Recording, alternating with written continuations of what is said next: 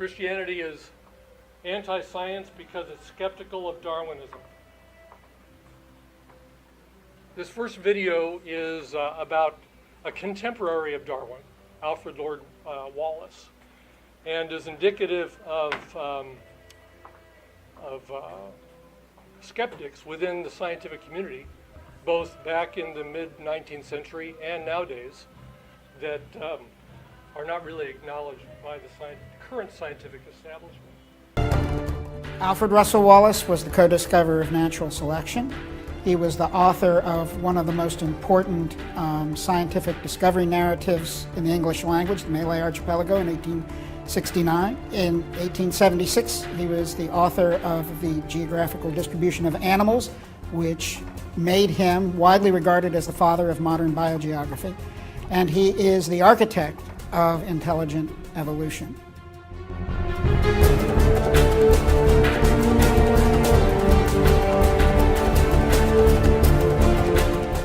Wallace's theory of intelligent evolution was a belief in common descent that was directed, that was detectably designed and purposeful. Wallace's view of evolution differed from Darwin's in that Wallace's view actually restricted the operations of natural selection.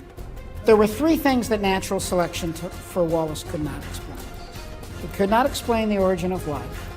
It could not explain sentience in animals, consciousness. And it could not explain the mind of man. The operations he called upon for that, he called variously by different names: an overruling intelligence, a supreme mind. The idea is he was calling upon an intelligent cause to explain those three features of the natural world. Alfred Russel Wallace anticipated the modern intelligent design movement by selecting certain features of nature that gave evidence of design: the cell, the bird's wing, and by contextualizing his analysis of nature apart from methodological naturalism. Alfred Russel Wallace's greatest legacy to science is to give us a different view and a different perspective of what science is and how science should function and operate. That legacy that Wallace gave us, unfortunately, has largely been forgotten.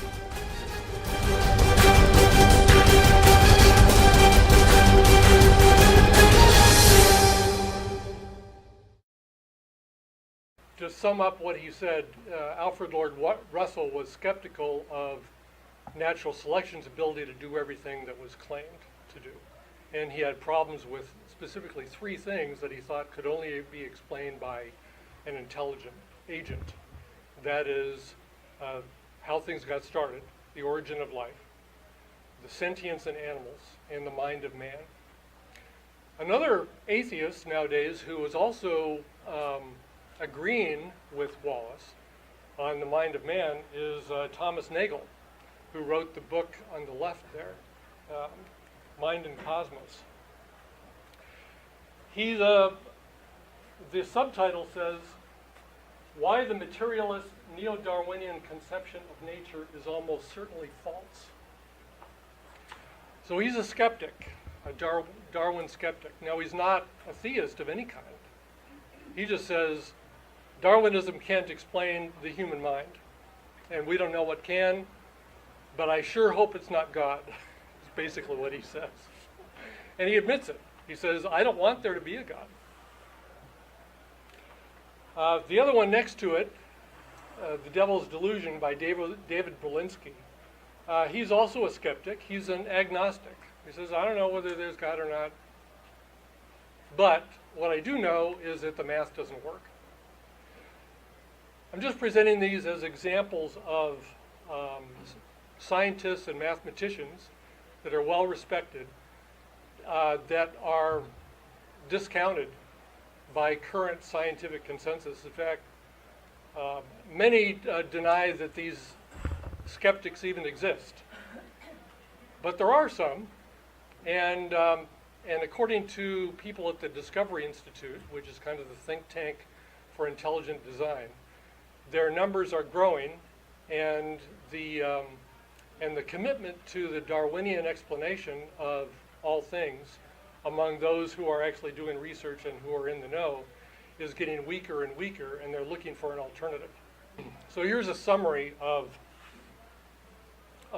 what I think is relevant to this issue. The skepticism of Darwin's all-encompassing theory, what I mean by that is the molecules to man idea.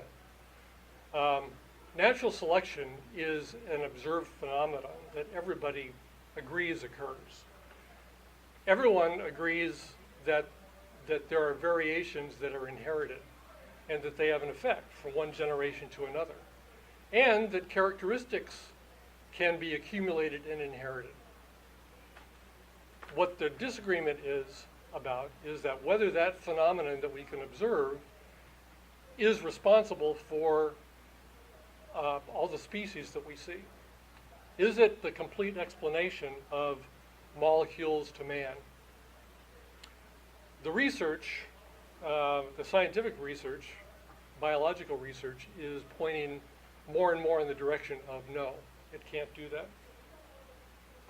Stephen Meyer and the modern intelligent design movement is an example of that.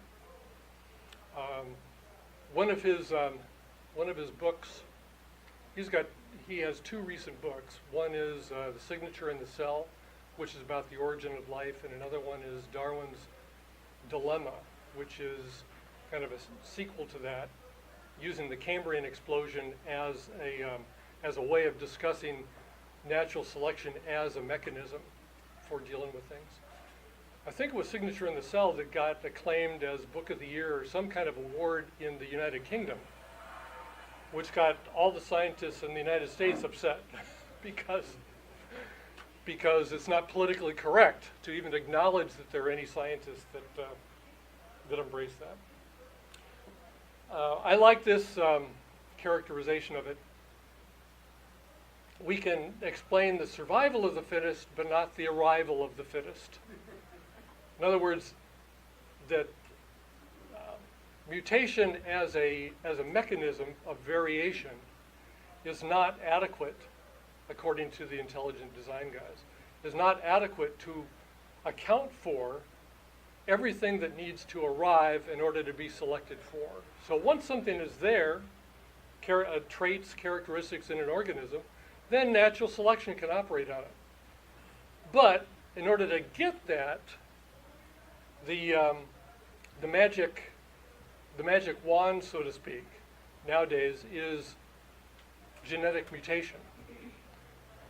But genetic mutation isn't robust enough to actually accomplish that, especially not in the time frame that we're talking about.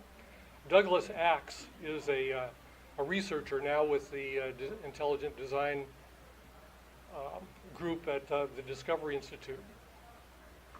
And he actually did some research at Cambridge that showed empirically the limitations on what proteins can do in terms of their mutation and what kind of innovations are possible. And his conclusion is it's not possible. You can't get those innovations. Darwinism, however, was turned into a cause by anti-religious zealots in Darwin's day. There was a mixed reaction to Darwin's theory back in 1869 and following. Some of the most prominent biologists didn't embrace it, but some very vocal people did. So Thomas Huxley, Ernst Haeckel, they were very vociferous in promoting and applauding and getting Darwin's ideas into the mainstream.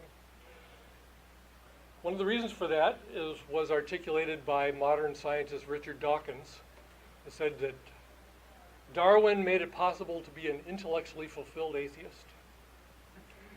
What he means by that is that before Darwin, those that rejected the idea of a divine designer were plentiful, and they knew that things had just kind of happened on their own, by natural forces. They just didn't know how. But Darwin then proposed an actual mechanism for how it possibly could have occurred. And that's why everyone was excited. Now we get into the 20th century, and in the United States, the Scopes, quote-unquote, monkey trial, 1920,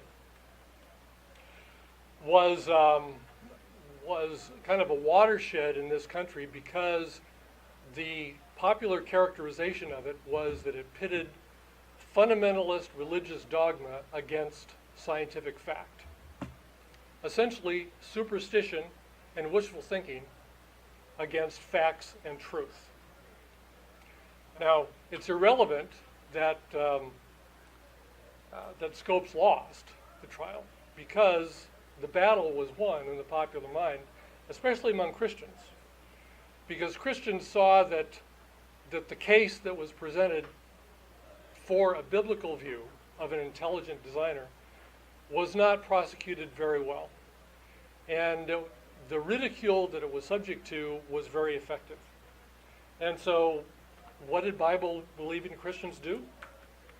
Reacted by retreating into what we call pietism, and that is we'll just wall ourselves off from the academy, from learning, from facts, from engaging these issues. We'll just retreat back into trying to lead a good life and focusing in on moral teaching.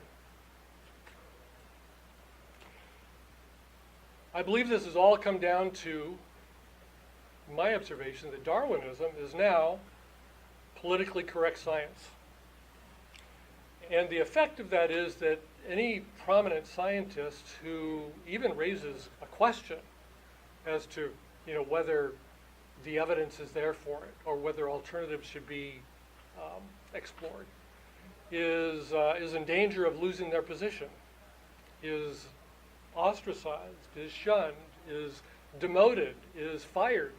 And we've seen actually several examples, documented examples of this that have happened in the past 10, 20 years. And so it's not something that we're just talking about. It's actually happening to people. And so scientists who may be inclined to be interested in pursuing this really have to be very courageous, or they have to have tenure and be very courageous, or be old and not care. And there are some of those.